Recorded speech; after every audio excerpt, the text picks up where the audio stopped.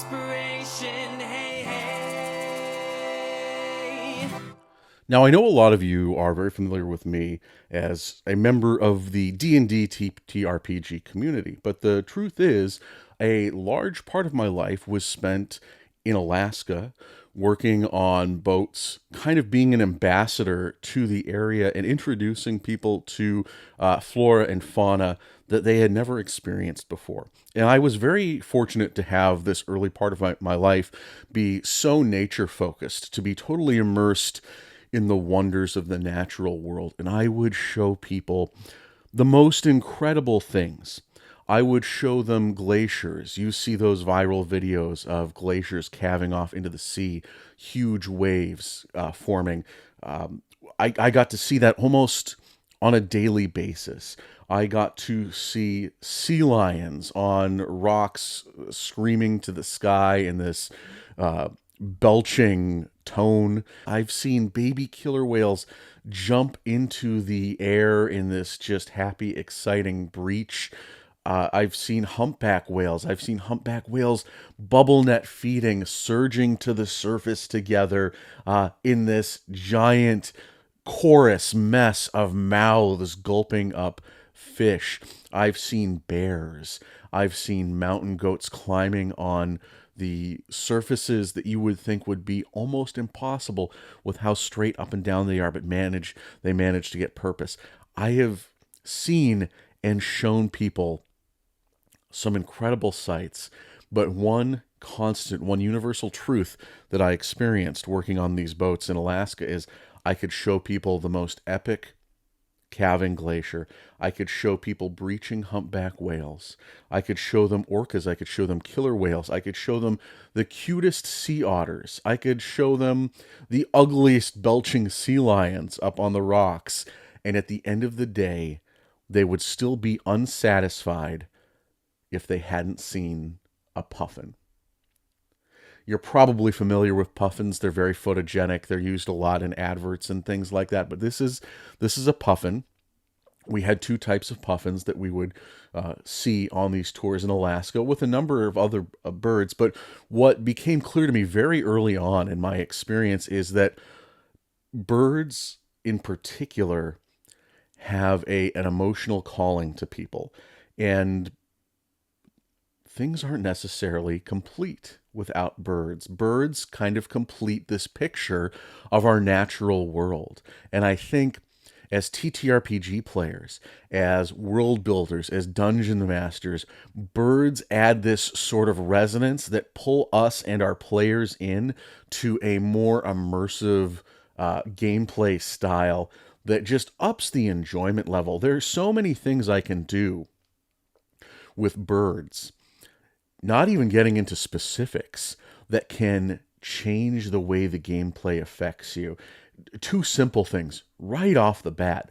Imagine that we're doing forest exploration, that I'm your dungeon master, and I describe to you, you enter a clearing, and the one thing I tell you that you notice is that this particular clearing seems odd to you. Something seems off because it is silent. You've been traveling through the forest, but now as you've entered this area, the birds have gone silent. That will certainly change your feeling towards that area. It changes the vibe. It could have been a happy exploration. Let's see if there's treasure. Let's see if there is an interesting landmark. But now your hackles are up. Now you're suspicious. I've telegraphed that to you in a very simple way just by mentioning this one little note about the bird life. And also, let's take another example. We're doing our forest exploration. You don't enter a clearing, you're just doing your normal thing, but then I make a point to tell you that the birds stop singing right there and then. Right there and then. Now, instead of making things mysterious and you suspicious, come on. Me just talking about it right now raised your anxiety a little bit, didn't it? To have the birdsong just completely cease automatically triggers a step one of our flight or fight response. Something is coming, something is here, and it's probably not good. We would also see this as we're approaching the forest. Again, we haven't even gotten into the specifics yet. This is just using birds to set the scenery and set the tone.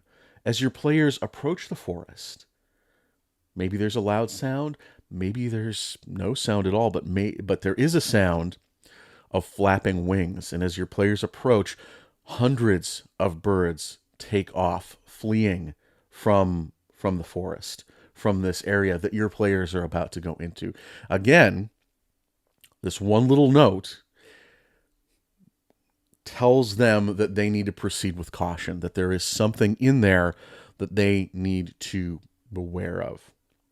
But why are we talking about birds? Why are we talking about birds in terms of TTRPGs and world building and storytelling? Well, I'm excited to tell you that Hunters Entertainment has a new book in their series of primers. They've come out with several books before. We've got the Mycologists Primer. We have the Geologists Primer. And then, of course, one of my favorites, the Herbalists Primer. Although I love all of these, it's hard to pick a favorite. The new one coming out is the Zoologists Primer, and it's the first in a series of new Zoologist Primer books. This one is specifically focusing on birds in a way that informs and educates you without overdoing it. It's not a dry textbook. It provides you with some of the most important, interesting facts about a particular word and presents it in a way that will stimulate your interest and give you some inspiration and information to present to your players in a way that's going to excite them and engage them more.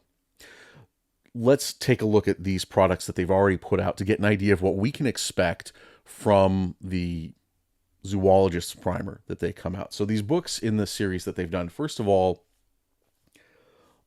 incredible quality. We have a hardcover book, and I don't have the exact dimensions in front of me right now, but I've become a bigger fan of smaller RPG books, and these aren't the massive books that we're used to seeing for classic modules and things like that. Those books are nice, but as I've gotten older and run out of shelf space, again, I've appreciated the smaller books. But just because the book is smaller in size doesn't mean it's not loaded with information.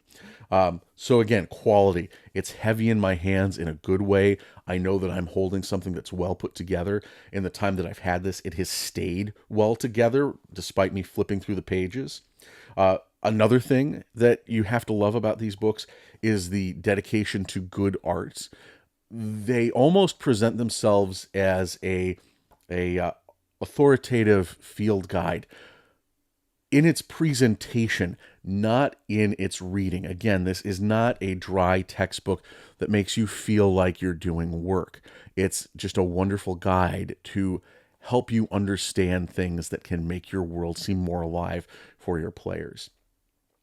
So we have a good quality product, just the physical product itself.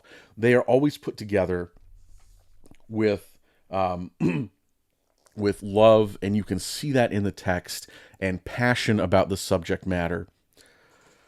And what makes them really special, I think anytime you create a product, I think any time you create something and put it on the market, you kind of have to defend it a little bit. Why should this exist? And the great thing about the primers is, at a cursory glance, you say, why should this exist? There are books on herbs and rocks and mushrooms and birds. Why do I need this book instead of going out and picking up one of a dozen other books on the subject matter that already exists? Well, I've already told you that as you go down the breakdown of the individual sections dedicated to the different types of things, depending on the book, rocks, mushrooms, herbs, or as we're going to see, birds. They don't overdo it with the information.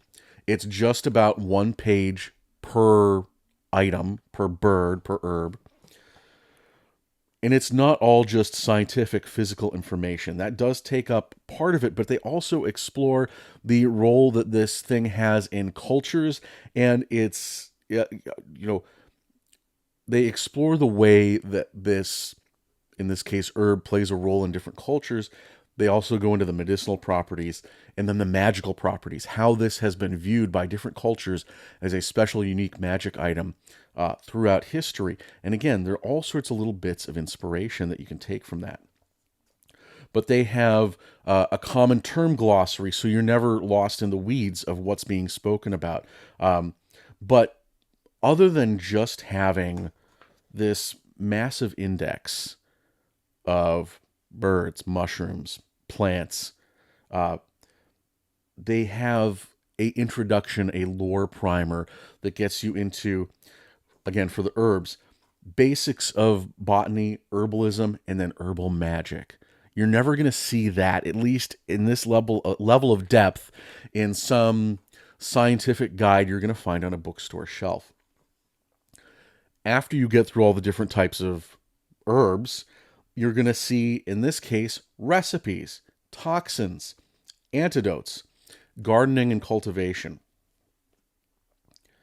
with a tremendous appendix of more scientific information, but also magical information, astrological information, reference information, and in some of these books, they have inspirational ideas for magical items as well. So, with that being in mind and what they've already done, let's take a look at the free sample of the Zoologists Primer, which is currently on the Kickstarter page. You can go look at this now, but let me run through you what they have in their index that you can expect to see in the finished product.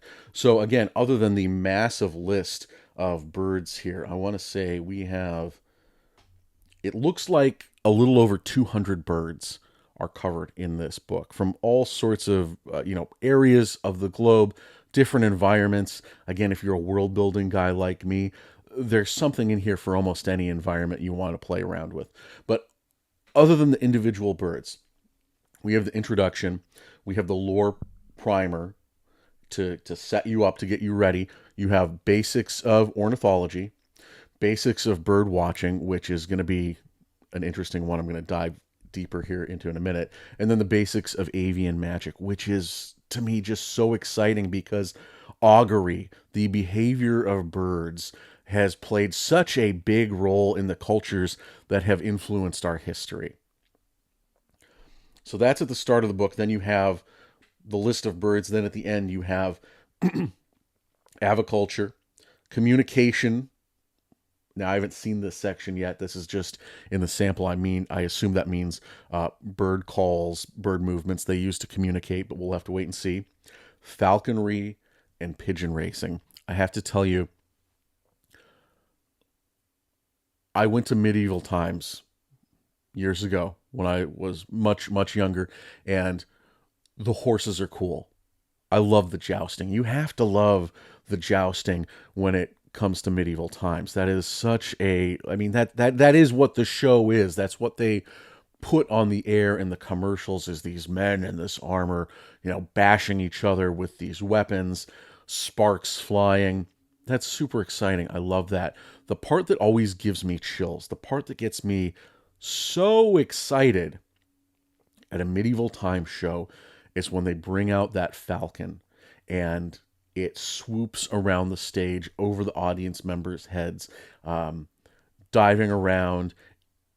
For all that happens during that show, when that bird is flying around the crowd, for me, that is the most magical moment in the entire experience.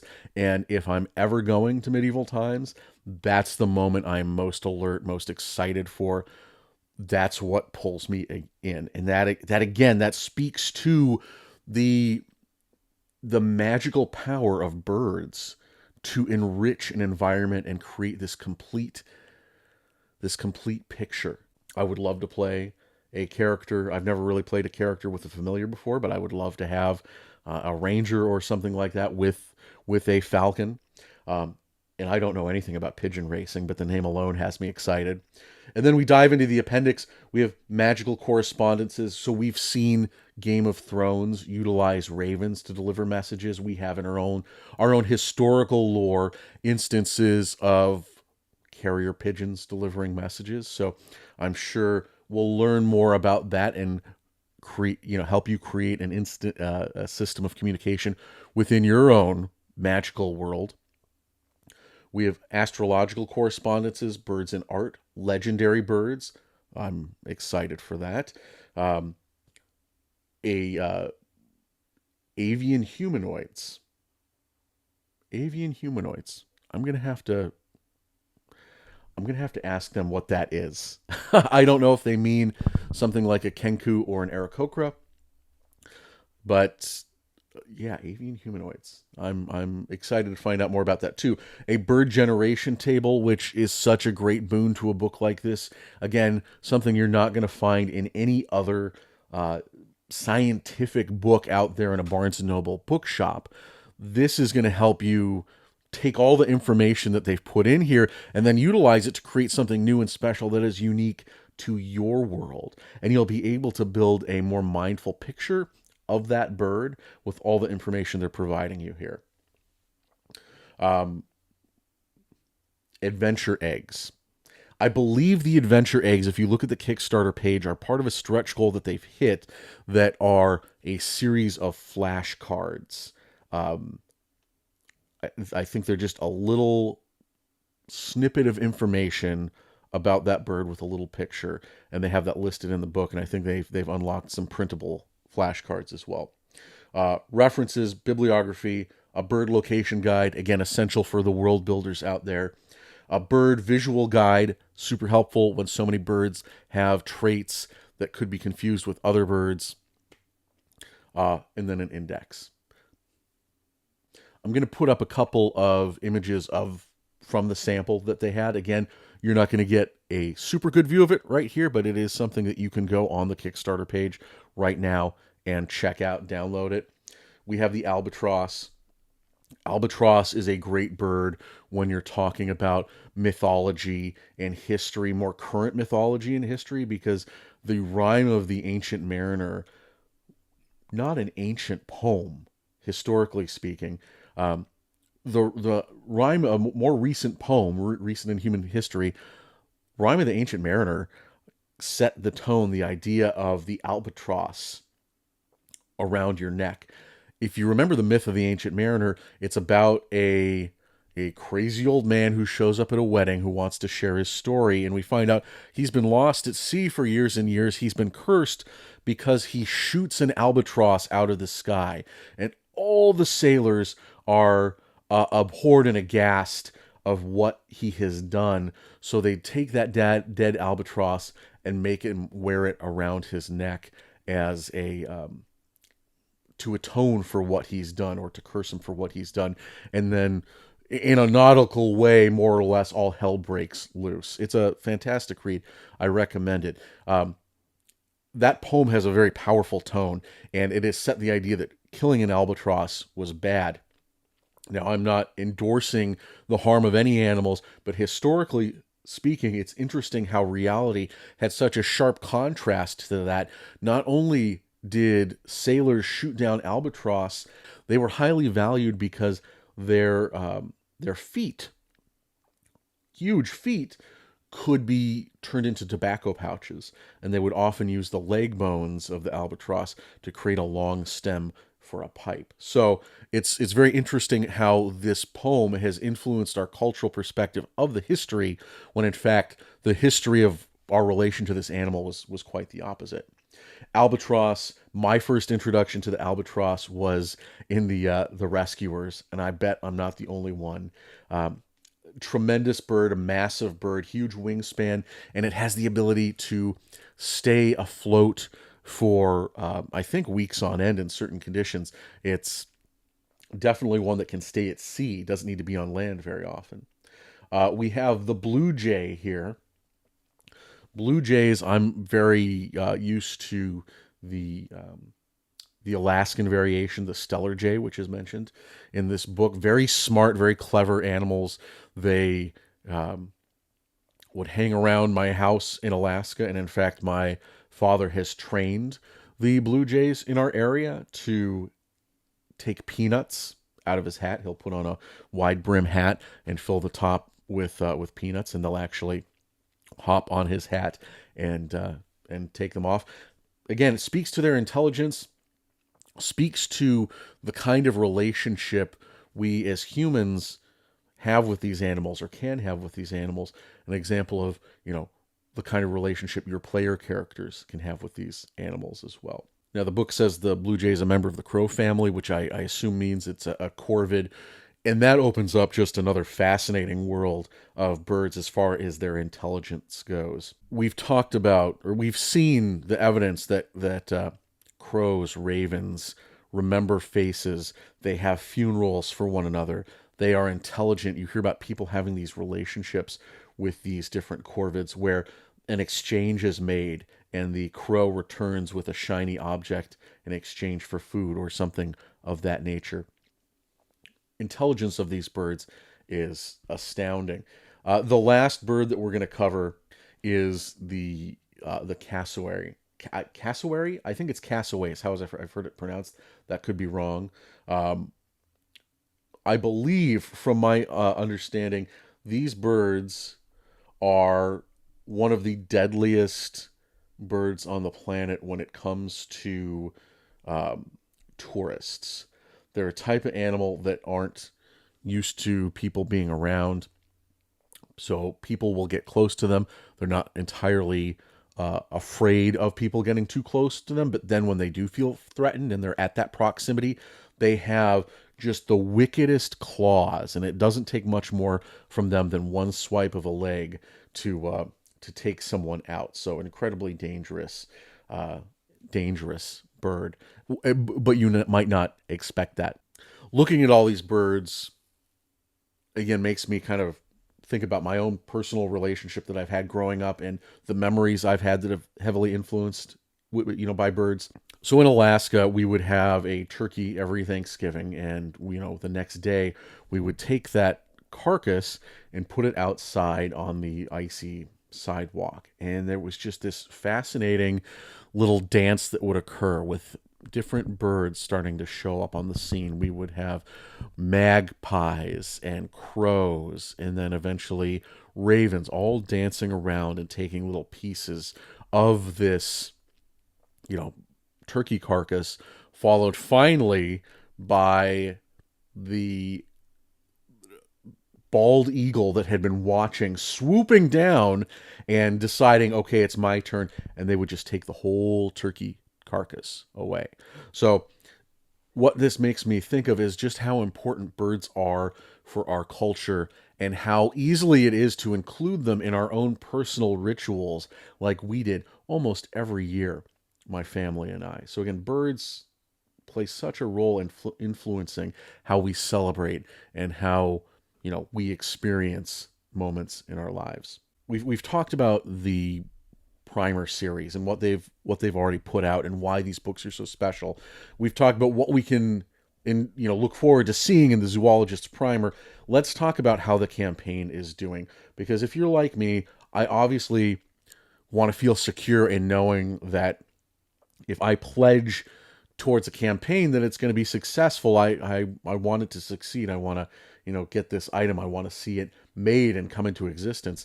Well, I'm happy to report to you that the Zoologist Primer has met its funding goal of $10,000, and at the time of this recording, they have actually hit $244,000 in funding, and it met its 10,000 funding goal in the first 15 minutes of the campaign going live. So that's pretty awesome. And with a quality product like this, there are a number of stretch goals. I'm not going to go through them all. Check out the campaign yourself. They have just smashed through these stretch goals, and they have a lot more. They have a lot more coming. So check that out as this continues to surge towards the end. You're only going to see more and more added to this book. Now, another thing that makes this particular campaign special is there is a charity aspect to it as well. There's actually a number of charities involved that can benefit from this campaign, and I am so appreciative that they have included that charity aspect within those stretch goals. So the better the campaign does, the better they're going to help these foundations. So again, if you want more information on those different charities and how this campaign is going to contribute to them, check it out on that Kickstarter for the Zoologist Primer. Another reason I think this book is, well, this series is so fantastic for the TTRPG community is, correct me if I'm wrong here, I feel like people who are interested in TTRPGs are usually interested in knowledge in general, especially the DMs. Not to discount the players, but again, we're world builders, we're character builders. We enjoy the learning aspect of what we pick up along the way. So very special here. And again, birds are such an important part of our TTRPG fantasy experience already. We have, again, the ravens in Game of Thrones.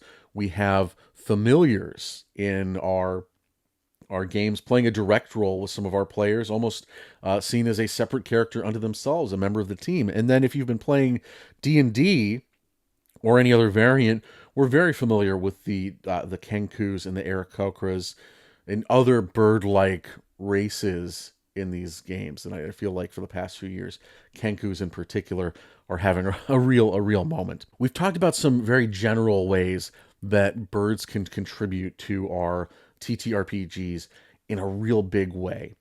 There are ways we can get more specific with that, and that, one of the birds that creeps me out the most in a really fun way is the emu. They're dinosaurs. Despite how they look, though, I'm not talking about the way they look. I'm talking about the way they sound. I want you to close your eyes. Imagine, again, we're doing a forest exploration of some kind with our party, and then you hear this.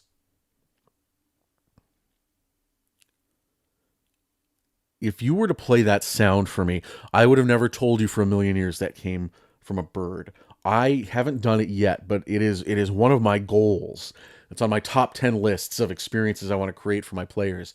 I would love to put my players in a setting where all they hear is that sound, and they have to spend some time putting together what that could possibly be. And I don't think any of them would guess it would be birds unless they're familiar with emus already.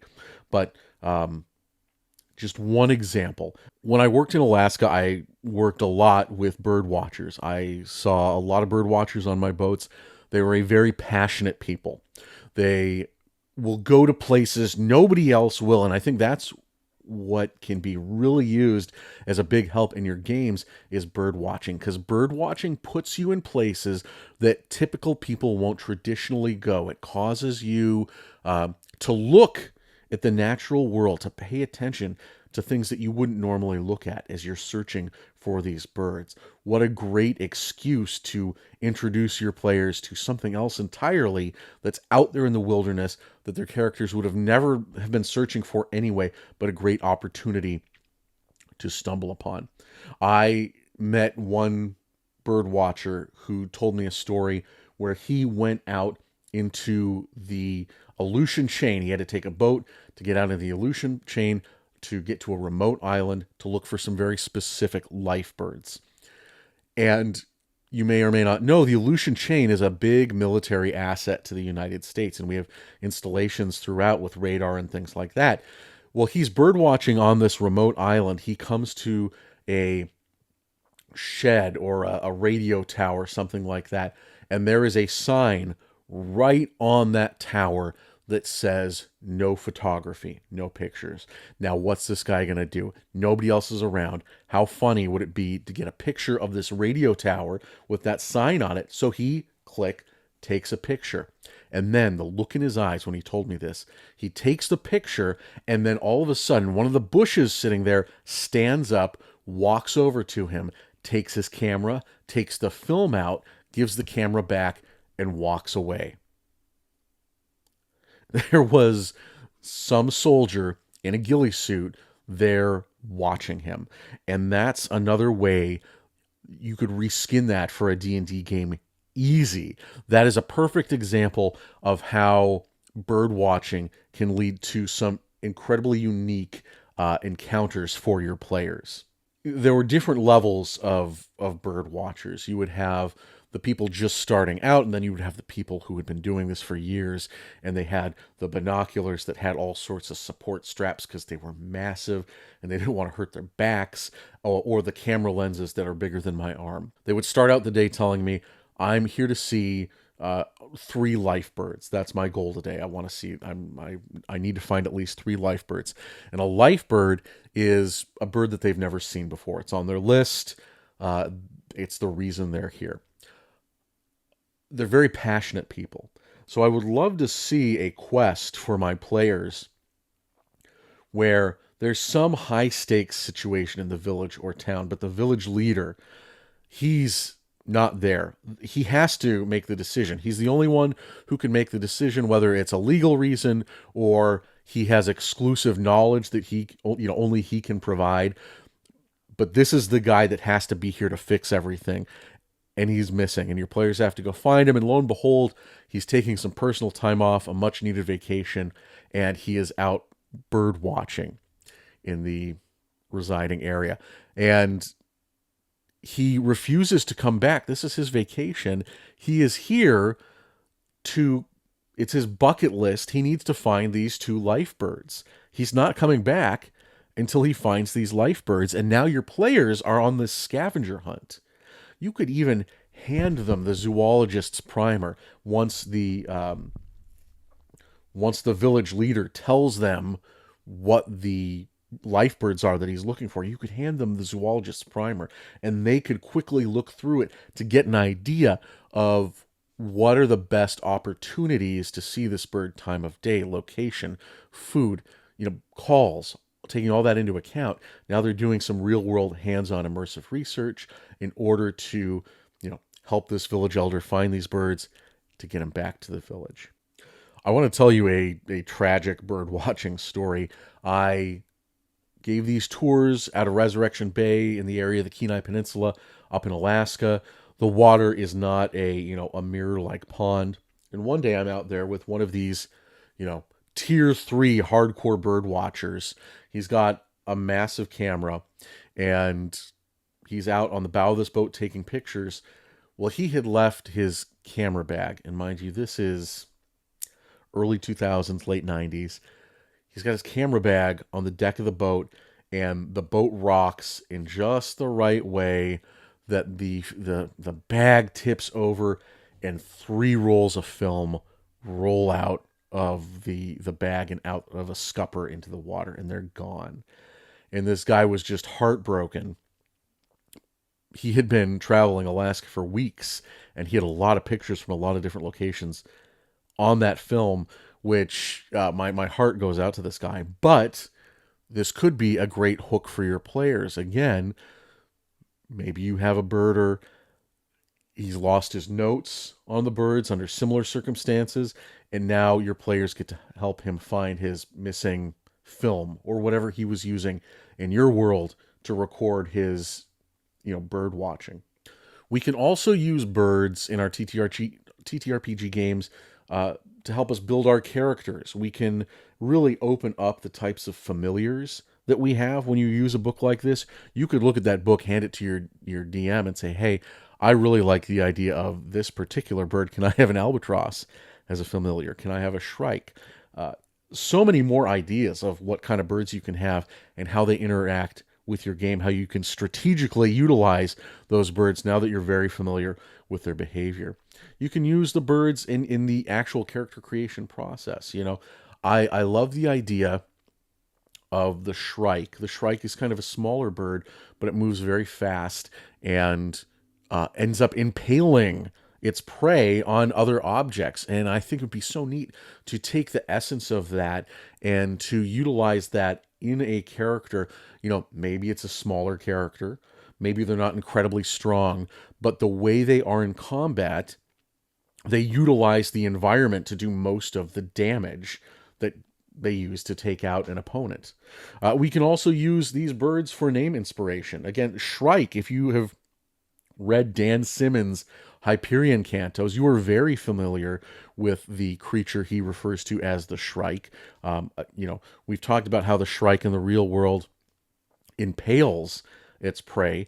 In the book, the Shrike is this tall, bipedal humanoid creature just with spikes jutting out from him everywhere. So great use of that influence. Again, in the Hyperion Cantos, you had Father Glaucus. Glaucus means gull, or I'm sorry, Glaucus means gray. And one of the types of seagulls we have up in Alaska is the Glaucus wing gull. And who can't forget Agent Starling in Silence of the Lambs? So you can use the names. You can just use the names. You like the sound of the names? Use them. But you can take it a step further in picking a name you like, giving it to your character, but then look at the primer, see the traits, the behavior of that bird. How is it viewed? How is it viewed in a culture magically? And then let that influence the back end of your character. And it's going to be such a enriching experience for you. And if you're the player, you're going to knock your DM socks off. I guarantee you, they're going to be so impressed that you put that effort and you had that much interest in this inspirational creature to use in your character like this. There are countless instances of birds having an influence in different cultures. We could do a 12 episode, hour long each series on birds playing roles in different cultures, but a couple more things that jump to my mind. Again, growing up in Alaska, we had eagle feathers that we just find on the beach everywhere.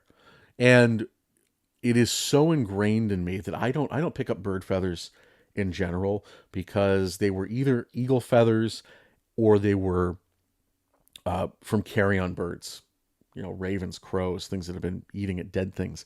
And it was either a carrion eater and you didn't dare pick it up because the possibility of germs, or you didn't pick it up because of if it was an eagle feather, you didn't dare pick up an eagle feather because that would be highly illegal. You are not allowed to possess or own any part of an eagle because it is our national bird.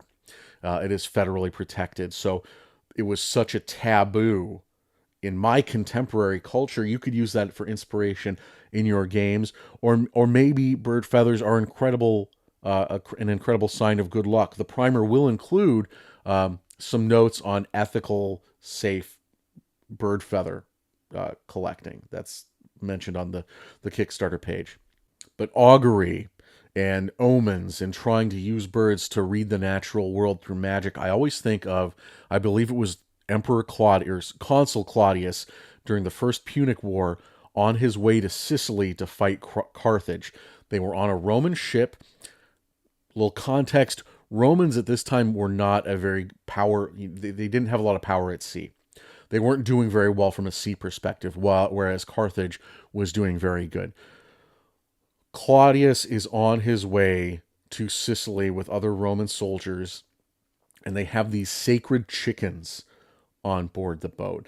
And it would be considered a good omen for the chickens to eat before they reach Sicily. But you could imagine, I don't know if chickens get seasick or if they were just stressed out, but the chickens refused to eat on this voyage. And Claudius was so frustrated and upset by this. He is documented as saying, if they're not going to eat, let's see if they'll drink then. And he casts them into the sea. And this was viewed as such a taboo, such a horrible thing. And I know a lot of us are aghast any story that involves, harm to animals. But from a standpoint of his culture, this was terrible from a religious perspective. Not only did Claudius not do very well, but his, political career was destroyed because of this action, because their failings in the battle were linked to what he did on that ship. So again, we see the power of birds in a culture to affect political change. How can you use that in your D&D and TTRPG games? So that's it, gang. That's all we're going to cover for this video. But thank you for sticking around for my kind of overview of the Primer series, what we can expect from the Zoologist Primer, and all the ways that we can benefit from utilizing bird life in our TTRPG RPG games. So thank you for sticking around. I'm going to have a series of these videos out on some of the other socials, but please comment in this video any questions you might have, and I will do my best to try and answer them. But the campaign is still going. It's got about a week left. Again, they are smashing through stretch goals. Jump on that train, because not only do you get a cool book, but the better this campaign does, the more smash goals, stretch goals they smash, the better the product is, the more goodies that you get, and the more that gets donated to some pretty awesome charities. So check out the Zoologists Primer on Kickstarter. Life is so overwhelming. How do I make it through? Roll me up a character, I hope they're just like you. A bard to help inspire, a cleric to ease the pain, a dwarf with a beard, never to fear. Ha ha! And to honor who gave me my name. He's got a beard, he's got some dice, he'll give fate a chance and bring your soul to life. Beardic inspiration, the finest incarnation. Beardic inspiration, hey, hey.